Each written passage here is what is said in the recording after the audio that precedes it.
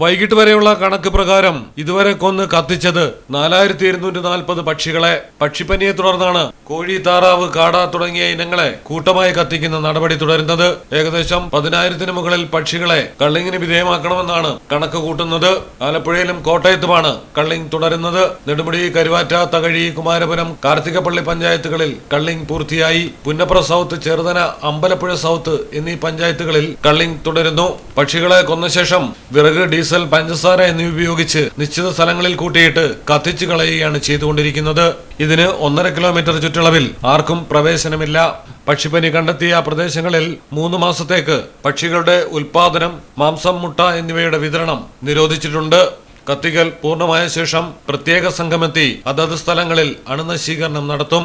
Malayalam television, Alappuzha. നിങ്ങളുടെ വീടിന്റെ അടിത്തറ മുതൽ മേൽക്കൂര വരെ സിൽവാൻ സ്റ്റീൽ ഉറപ്പു നൽകുന്നു.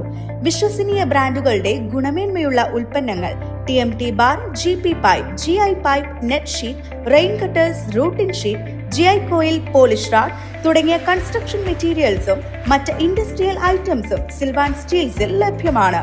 ഓരോ നിർമ്മാണത്തിനും കരുത്തും വിശ്വാസവും നൽകുന്ന പേര് സിൽവാൻ സ്റ്റീൽസ്, കഞ്ഞിപ്പുര, വളാഞ്ചേരി.